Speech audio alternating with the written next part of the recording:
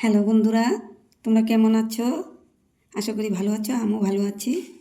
আজকে একটা নতুন ভিডিও নিয়ে এলাম। দেখো, এখানে আমি দুধের ছানা পনির নিয়েছি।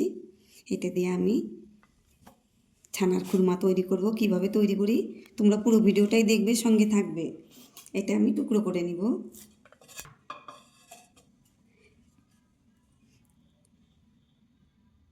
এইভাবে আমি পিস পিস করে নিব।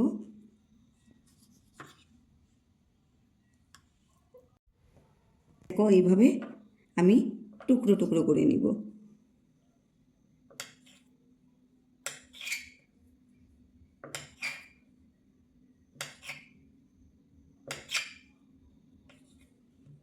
দেখো, এইভাবে টুকরো টুকরো করে নিব।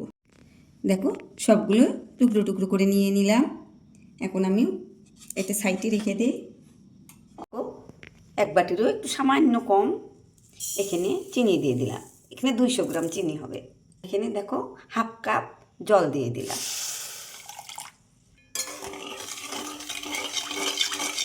দেখো, এইরকম একটু আঠালো হলে, একটু আঠালো এখনো হয়নি, সামান্য একটু আর একটু হবে।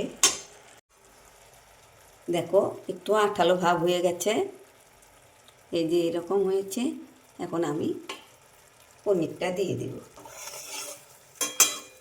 দেখো, এই পনিরগুলো এর মধ্যে দিয়ে দিলাম।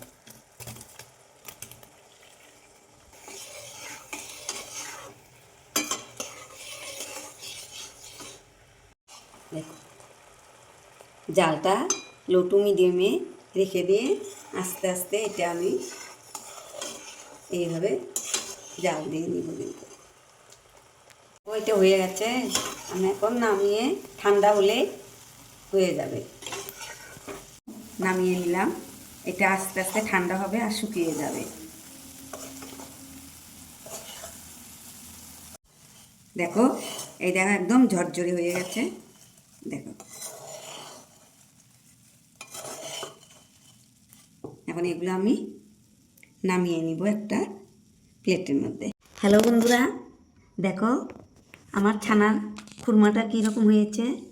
দেখো, ছানা দিয়ে, দেখো ঘরেই ছানা দিয়ে খুরমা, সুন্দর ছানার খুরমা তৈরি করা যায়। দেখো, খেতে কিন্তু দারুণ লাগে, আর বাজারে কিনতে হবে না। পিওর ছানার খুরমাটা ঘরেই তৈরি করা যায়। তাহলে তোমরাও এইভাবে বানিয়ে ঘরেই খাবে। আর আমার রেসিপিটা যদি ভালো হয়, খুরমা যদি ভালো হয়ে থাকে, তোমরা আমাকে একটা লাইক, কমেন্ট, শেয়ার করবে, সাবস্ক্রাইব করবে, অনেক অনেক বন্ধুদের মাঝে শেয়ার করে দিবে। আগামীতে এরকম নতুন ভিডিও নিয়ে তোমাদের সামনে আসব। তোমরা ভালো থেকো, সুস্থ থেকো। থ্যাংক ইউ বন্ধু।